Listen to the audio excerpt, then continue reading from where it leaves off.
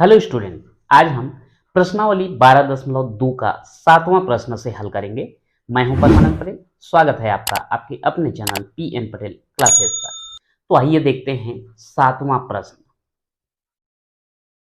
संलग्न चित्र में L समांतर M समांतर N, ये जो चित्र दिया गया है, यहां पर ये रेखा L, रेखा M और ये रेखा N, ये तीनों जो है आपस में समांतर हैं तथा P समांतर Q, ये P और Q मतलब ये दोनों भी आपस में समांतर हैं। तो X, Y व Z का मान ज्ञात कीजिए। फिर से एक बार बोलना चाहूंगा कि इससे संबंधित जो वीडियो दिया गया था आप उसको जरूर देख लें, क्योंकि सारा प्रश्न जो है उसी से रिलेटेड है। जैसे यहां पर ये तीन जो है समांतर रेखा तीन तो दिया है L, M, N, ये तीनों समांतर रेखा हैं और इधर ये दोनों भी समांतर रेखा हैं। उस कंडीशन में आपको X, Y और Z जो है ज्ञात करना है। आपको सबसे पहले ये ढूंढना है, तीन ही चीज में आपको ये मिलेगा, कौन कौन से संगत कोण बनते हैं, कौन से एकांतर कोण बनते हैं और कौन से तिर्यक रेखा के एक ही ओर के अंतः कोण बनते हैं। ये तीनों अगर आप ढूंढ लेते हैं तो फिर इसको हल करने में कोई दिक्कत नहीं होगा। तो यहां पर अगर हम लोग देखें,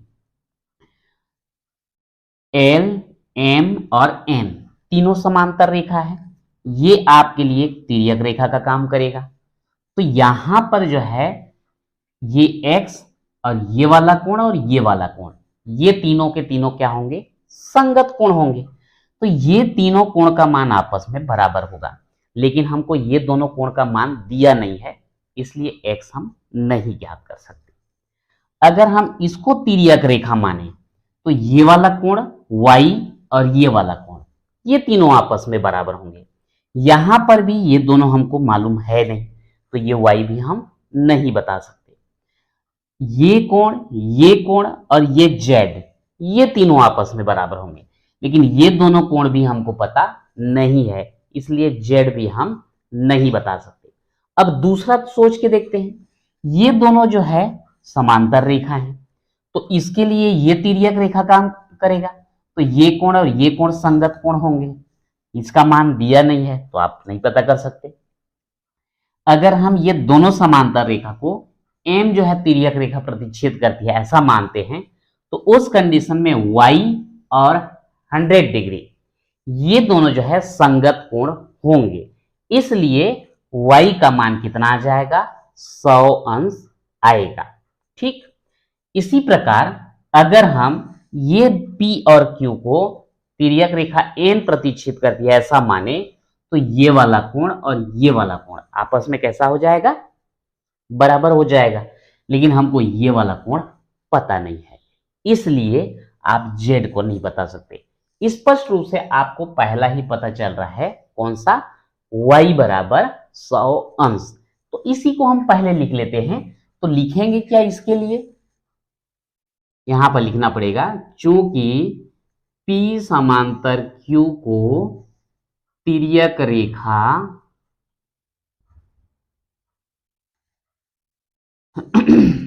M प्रतिच्छेद करती है,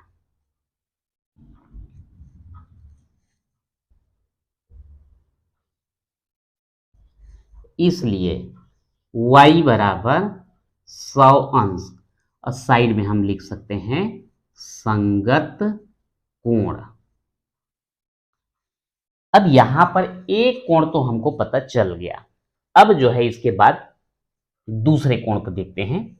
अगर हम देखें कि ये जो है X है, तो ये वाला भी कितना हो जाएगा, X हो जाएगा। कौन सा कोण, शीर्षाभिमुख कोण। क्योंकि सभी पॉइंट को दिया नहीं है, इसलिए हमको कोण लिखने में थोड़ा दिक्कत है, इसलिए मैं डायरेक्ट लिख रहा हूं, ये कोण X है तो ये भी कोण X होगा। अब ये 100 अंश और X ये दोनों मिल करके जो है 180 अंश बनाएंगे तिर्यक रेखा के एक ही ओर के अंतः कोण।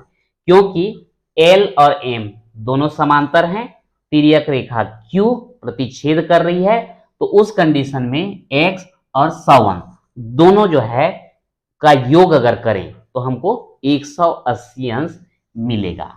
तो यहां लिख देते हैं, अब x धन 100 अंश बराबर 180 अंश लिख देंगे। तिर्यक रेखा के एक ही ओर के अंतःकोण, अब यहां पर x बराबर हो जाएगा 180 अंश ऋण 100 अंश। तो x बराबर कितना, 180 में 100 घटाएंगे तो ये आ जाएगा 80 अंश। तो हमको y का मान मिला 100 अंश, x का मिला 80 अंश। अब इसके बाद देखते हैं, अब जो है ये अगर जो है x है तो निश्चित रूप से ये भी x होगा और ये भी x होगा। क्यों? क्योंकि L M N समांतर हैं, इसको तिर्यक रेखा Q प्रतिच्छेद करती है, तो ये कोण और ये कोण जो है संगत कोण होंगे। ठीक, अब यहां पर देखें कि ये PQ भी तो समांतर है, इसको तिर्यक रेखा N प्रतिच्छेद करती है, तो Z और X ये भी तो संगत कोण होंगे। तो यहां पर हम फिर लिख देते हैं, तथा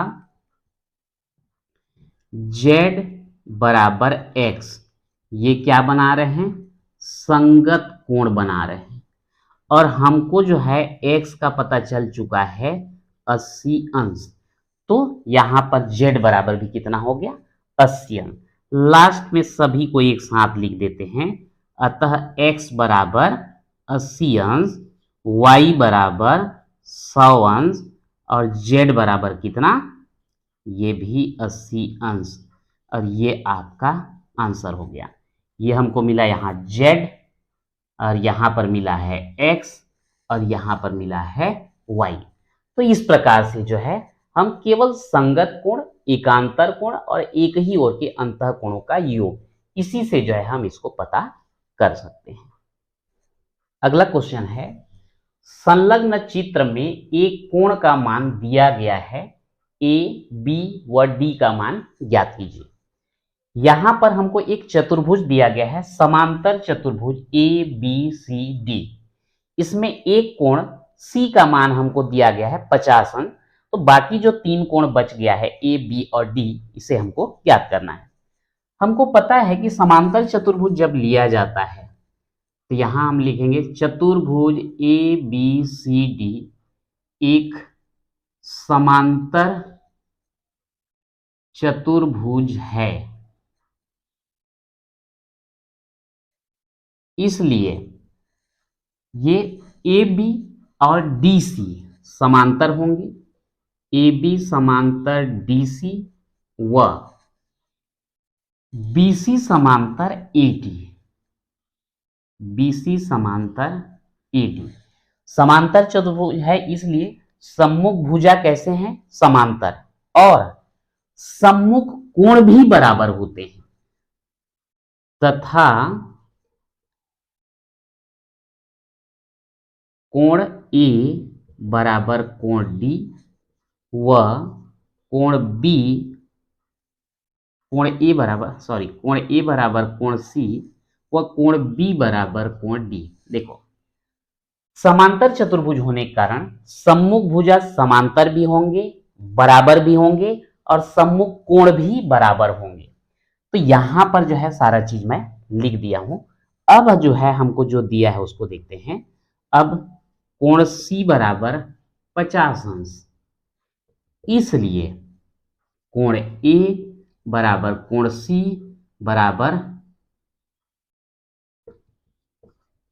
तो यहां पर कोण C का हमको दिया है 50 अंश और कोण A की जगह हम लोग क्या लिखे हैं, A, तो A बराबर लिख देंगे 50 अंश। ये एक चीज जो है हमको मिल गया। अब इसके बाद देखिए, चूंकि AB समांतर DC है और इसको काटने वाली तिर्यक रेखा है, आप ध्यान देंगे कि मान लो ये दो समांतर रेखा है और ऐसा ही काटेगा तब वो तिर्यक रेखा होगा, ऐसा कोई जरूरी नहीं है। ये दोनों समांतर रेखा को यहाँ पर ये रेखा भी ऐसा काट देना तो ये 2 पॉइंट में जो है उसको प्रतिच्छेद कर रही है, यानी कि वो तिर्यक रेखा बनेगा। इसलिए यहाँ पर ए बी समांतर डी सी को सी बी तिर्यक रेखा काट रही है। तो यहाँ लिख देंगे चूंकि ए बी समांतर डी सी को तिर्यक रेखा सी बी प्रतिच्छेद करती है,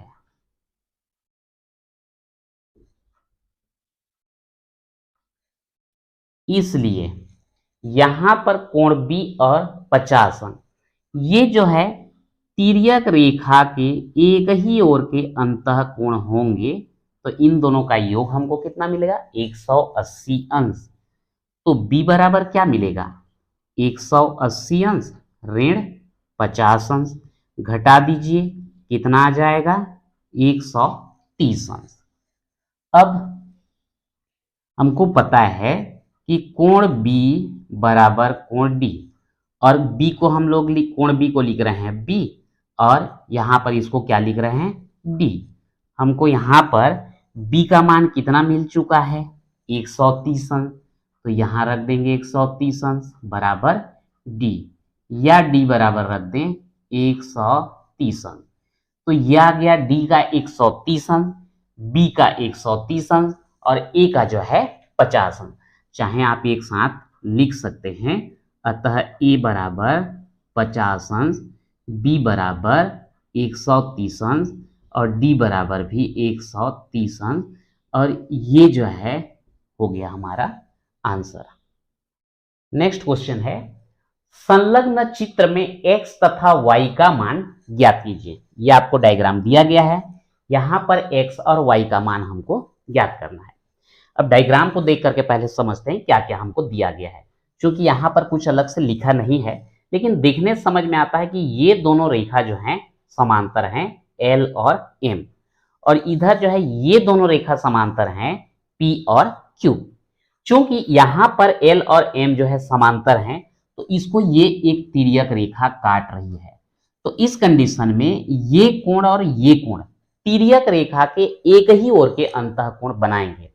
इन दोनों का योग जो है होगा 180 अंश, और ये जो है कोण x दिया है, तो ये कोण और ये कोण शीर्षाभिमुख कोण बनाएंगे, और ये x है तो ये वाला भी कितना हो जाएगा? x हो जाएगा। और इन दोनों का योग जो है 180 अंश। चूंकि ये 120 अंश दिया गया है, तो ये हमको कितना मिल जाएगा? 60 अंश मिलेगा। तो यहां पर हम लिख देते हैं चित्र में 120 अंश धन x बराबर 180 अंश। यहां लिखेंगे तिर्यक रेखा के एक ही ओर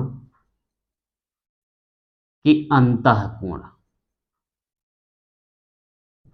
अब यहां पक्षांतर कर दीजिए तो हो जाएगा 180 अंश ऋण 120 अंश, मान आ जाएगा 60 अंश। हमको x का मान जो है यहां पर मिल गया। अब यहां पर देखिए ये P और Q ये दोनों समांतर रेखा हैं, तो ये तिर्यक रेखा का काम करेगा। तो यहां पर x और y जो है तिर्यक रेखा के एक ही ओर के अंतः कोण बनेंगे, यानी कि इनका भी योग जो है 180 अंश होगा। चूंकि x का मान हम निकाल चुके हैं 60 अंश, तो यहां पर हो जाएगा आपका y बराबर 180 अंश ऋण 60 अंश, यानी कि मिल गया हमको कितना? 120 अंश। इस प्रकार से x का मिलता है हमको 60 अंश और y का मिलता है 120 अंश, और ये हो जाता है आपका आंसर। तो इस प्रकार से पूरा प्रश्न जो है संगत कोण, एकांतर कोण, तिर्यक रेखा के एक ही ओर के अंतः कोण पर आधारित है। तो आज के वीडियो में इतना ही, मिलते हैं नेक्स्ट वीडियो में।